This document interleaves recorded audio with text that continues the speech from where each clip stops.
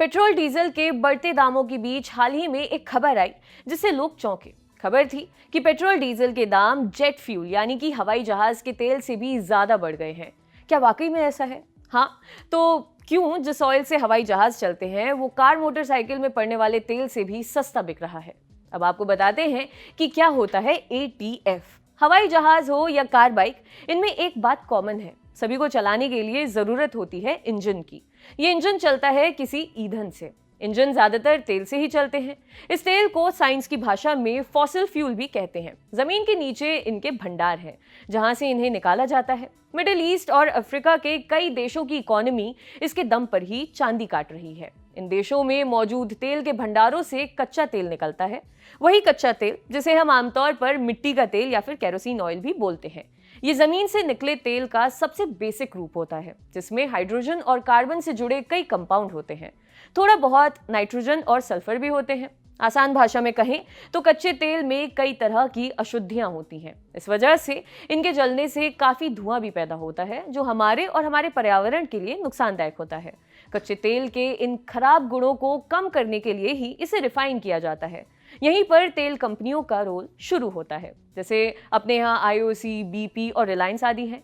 ये रिफाइनरी अंतर्राष्ट्रीय मार्केट से कच्चा तेल खरीदती हैं और रिफाइन करके मार्केट में उपलब्ध कराती हैं। कच्चे तेल को रिफाइन करते समय ही जेट फ्यूल और पेट्रोल को अलग अलग किया जाता है। दरअसल जेट फ्यूल यानी कि एविएशन टरबाइन फ्यूल यानी कि एटीएफ और गैसोलीन दोनों एक ही चीज है। तकनीकी भाषा में पेट्रोल को गैसोलीन कहा जाता है।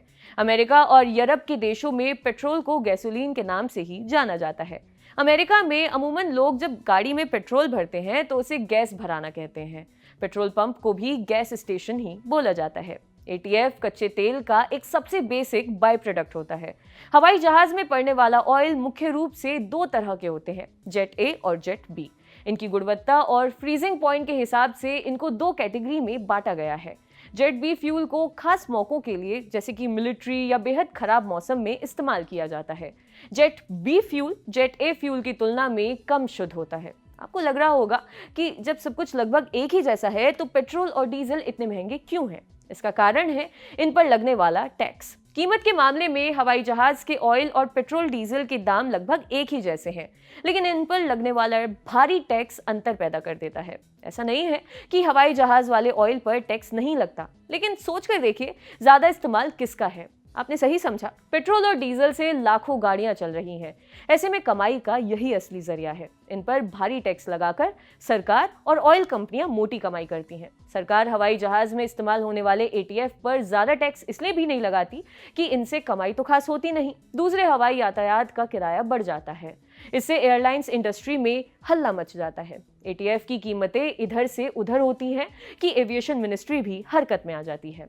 फ्यूल प्राइस की बात की जाए तो एटीएफ पर सेंट्रल एक्साइज ड्यूटी 11% लगती है। इसके अलावा राज्य अपने हिसाब से वैट लगाते हैं, यानी अलग अलग राज्यों में अलग अलग वैट है। मिसाल के तौर पर गुजरात में एटीएफ पर सबसे ज्यादा यानी कि 30% वैट लगता है। तमिलनाडु और बिहार में 29% और कर्नाटक में 28% वैट वसूला जा रहा है। इंडियन ऑयल कॉर्पोरेशन की वेबसाइट पर एटीएफ के जो दाम दिए गए हैं उनमें भी राज्यों में फर्क साफ देखा जा सकता है।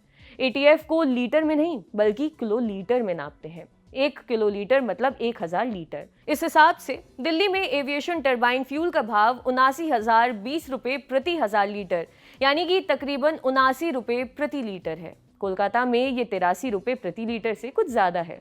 पेट्रोल और डीजल के दाम इंटरनेशनल मार्केट के हिसाब से रोज सुबह 6 बजे तय होते हैं।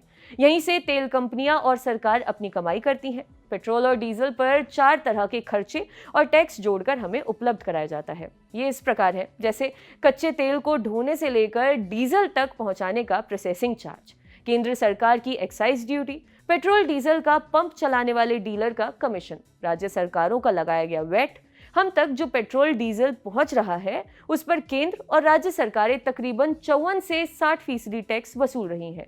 केंद्र सरकार पेट्रोल पर 32.8 रुपए और 31.8 रुपए एक्साइज ड्यूटी वसूलती है। राज्य सरकारें अपने हिसाब से वैट लेती हैं। सरकार हमेशा कीमत बढ़ाने का एक ही तर्क देती है कि पेट्रोल डीजल की कीमतें बाजार के हवाले हैं और वो कुछ नहीं कर सकती, यानी अंतर्राष्ट्रीय दाम के मुताबिक तेल कंपनियां खुद ही दाम तय करती हैं। लेकिन सच ये भी है कि पेट्रोल डीजल की कीमत में 50% से ज्यादा हिस्सा टैक्सेस का होता है, जिसे केंद्र या राज्य सरकारें कम करने का नाम ही नहीं ले रही। तो इस बार जब तेल के दाम बढ़े तो समझ जाइए कि तेल कंपनियों के साथ ही सरकारें भी जमकर कमाई कर रही हैं। आपके लिए खबर लिखी थी हमारे साथी अमित ने। शुक्रिया।